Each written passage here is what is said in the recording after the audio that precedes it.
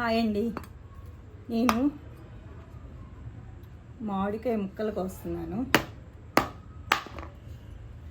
ఇప్పుడు దాకా నాకు గుర్తు రాలేదు.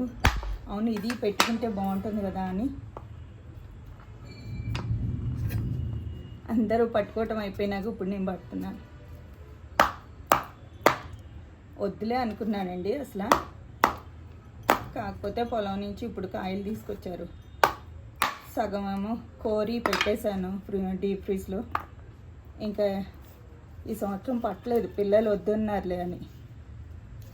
ఈ 5-6 కాయలు ఉన్నాయి, పచ్చడికి తీసాను. ఇవి కట్ చేశానండి. ఈ చాకు ఉంది కదా, గుర్తుకొచ్చి ఇంకా కట్ చేశాను.